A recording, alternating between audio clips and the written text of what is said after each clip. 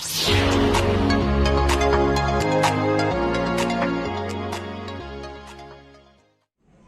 Friends, welcome back.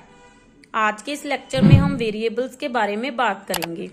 What are variables and why we use variables in C language and what rules we should have to follow to declare variables. तो आज हम बात करेंगे variables के बारे में। Friends, अगर आप मेरे चैनल पर नए हैं तो मेरे चैनल को सब्सक्राइब कर दें और बेल आइकन को प्रेस कर दें। सबसे पहले जान लेते हैं वेरिएबल्स क्या होते हैं। Variables are name given to memory location. Variable एक वो नाम होता है जो हम किसी मेमोरी लोकेशन को दे देते हैं। Each variable in C has a specific data type. C में हर वेरिएबल की एक डाटा टाइप होती है। बिना डाटा टाइप के आप कोई भी वेरिएबल डिक्लेयर नहीं कर सकते। Before using variable you have to define the data type of the variable. किसी भी वेरिएबल को प्रोग्राम में यूज करने से पहले आपको उसकी डाटा टाइप को डिफाइन करना ही पड़ेगा। Variables can be changed at run time. Variables वो होते हैं जिनकी वैल्यू को हम रन टाइम चेंज कर सकते हैं। देखिए, जब भी हम प्रोग्राम बनाते हैं तो हमारे पास 2 तरह के टाइम्स होते हैं, static time and run time. Static time वो होता है जब हम अपना प्रोग्राम राइट करते हैं, जब हम अपना प्रोग्राम डिजाइन करते हैं, that is called static time. जब हम अपने प्रोग्राम की आउटपुट लेते हैं, that is called run time. तो जब हम किसी भी वेरिएबल की वैल्यू रन टाइम पर चेंज करते हैं उसको हम क्या बोलेंगे, वेरिएबल। अगर हम स्टैटिक टाइम पर ही उसकी वैल्यू असाइन कर दें तब हम रन टाइम पे उसकी वैल्यू चेंज नहीं करते, तो वो क्या बन जाते हैं, हमारे constant. Now variable declaration in C. Before using any variable in C we have to declare a variable. किसी भी वेरिएबल को सी में यूज करने से पहले उसको डिक्लेयर करना है। अगर हम डिक्लेयर नहीं करते then compiler will give an declaration error message. Compiler हमको डिक्लेरेशन एरर मैसेज देता है। वो कहता है अनडिफाइंड वेरिएबल। वो कहता है मुझे तो पता ही नहीं कि वेरिएबल क्या है, इसका नाम क्या है, इसमें मैं क्या स्टोर करूं। कंपाइलर कंफ्यूज हो जाएगा, मैं इसमें कौन सा नंबर स्टोर करूं। सो हमको बताना पड़ेगा कि इसमें कौन सा नंबर स्टोर करना है। A variable declaration tells the name of variable, data type of variable। जब भी हम किसी वेरिएबल को डिक्लेयर करते हैं तो हमको क्या पता चलता है, वेरिएबल का नाम और उसकी डाटा टाइप। उसके लिए सिंटैक्स है हमारे पास। आपको हर एक चीज का सिंटैक्स याद होना चाहिए। तो उसका सिंटैक्स क्या है, data type, then variable name, data type. मैंने लिख दिया int A, B, C semicolon. आप कोमा डाल के कितने भी वेरिएबल एक लाइन में डिक्लेयर कर सकते हो। कोमा क्या है, एक सेपरेटर सिंबल है। एक कोमा क्या बताता है कि A एक अलग वेरिएबल है, B अलग वेरिएबल है और C एक अलग वेरिएबल है। तो इस लाइन से क्या होगा, कंप्यूटर में A, B और C के लिए मेमोरी बुक हो गई। जब भी हम वेरिएबल डिक्लेरेशन करते हैं तो उस वेरिएबल के लिए हमारे कंप्यूटर में एक मेमोरी बुक हो जाती है। इसकी डाटा टाइप क्या है, इंटीजर। इंट क्या है, कीवर्ड। इंट एक रिजर्व वर्ड है जिसका मीनिंग है इंटीजर। जहां भी हम इंट लिखेंगे कंपाइलर अंडरस्टैंड करेगा कि इंट का मतलब क्या है, इंटीजर। तो इससे क्या होता है, हम A, B, C में पॉजिटिव और negative both integer numbers store कर सकते हैं, बिना पॉइंट्स वाले, जिसको हम होल नंबर्स बोलते हैं। We can store whole numbers in integer with both positive और negative sign. Now initialize a variable. Initialization का मतलब होता है किसी भी वेरिएबल को वैल्यू असाइन करना। Initialization means assign a value to a variable. तो उसका सिंटैक्स क्या है, data type, variable name, assignment operator, value. Assignment operator क्या करेगा, जो भी वैल्यू हमने यहां लिखी होगी उसको इस वेरिएबल को असाइन कर देगा। तो मैं आपको एक एग्जांपल लेकर बता रही हूं। देखिए, मैंने यहां पर क्या लिखा, int A, B, C variable declare कर लिए। यहां पर मैंने लिख दिया इंट A, असाइनमेंट ऑपरेटर 5। तो यहां पर क्या हो रहा है, A की वैल्यू 5 असाइन हो गई। जब A की वैल्यू 5 असाइन हो गई तो हमारा A क्या बन गया, कांस्टेंट। ये अब वेरिएबल नहीं है, ये कांस्टेंट बन गया। We can not change the value of constant at run time. हम कांस्टेंट की वैल्यू को रन टाइम पे चेंज नहीं कर सकते।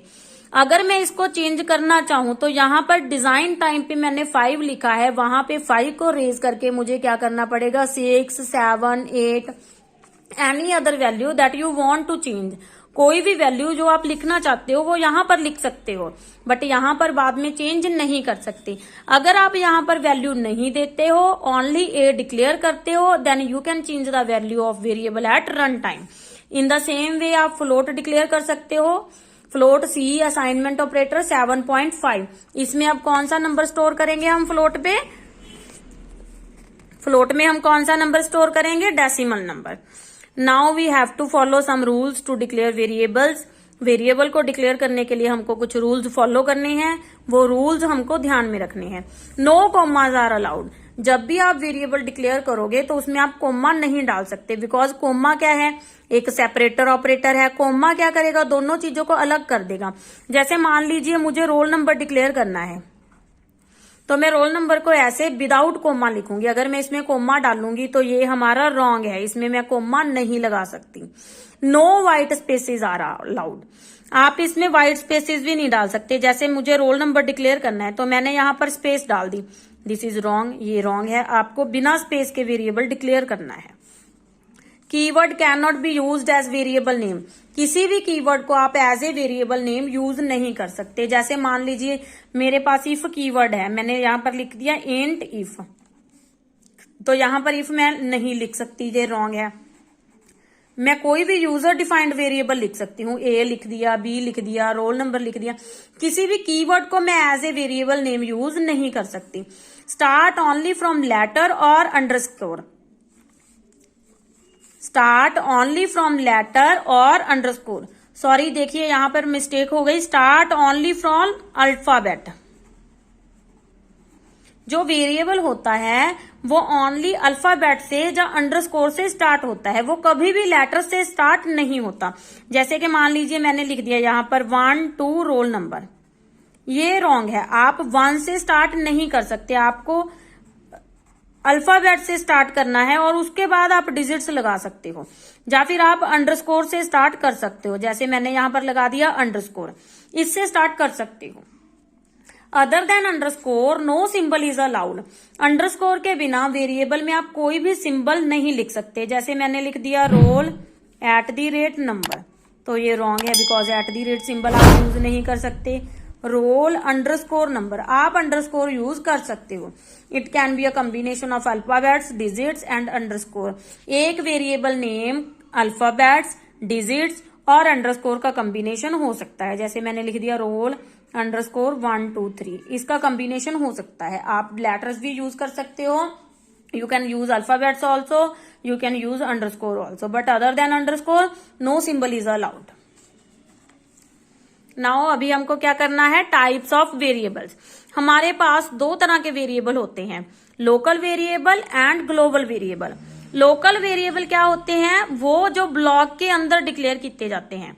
Local variables are declared with in the block. Local variables वो होते हैं जो ब्लॉक के अंदर डिक्लेयर किए जाते हैं।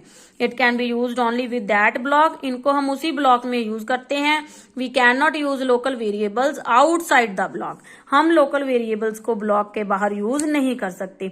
जैसे मैं आपको एग्जांपल लेकर बता रही हूं, मैंने अपना मेन फंक्शन बनाया, मेन फंक्शन के अंदर मैंने इंट ए लिख दिया, तो यहां पर ए क्या है, लोकल वेरिएबल, बिकॉज मैं इसको मेन के अंदर डिक्लेयर कर रही हूं और मैं इसको मेन के अंदर ही यूज कर सकती हूं।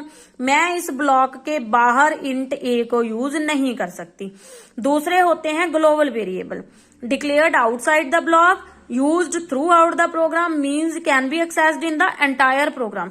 वो वेरिएबल जिनको आप पूरे प्रोग्राम में यूज करते हो उनको हम बोलते हैं ग्लोबल वेरिएबल। सेम आपको मैं एग्जांपल लेकर बता रही हूं।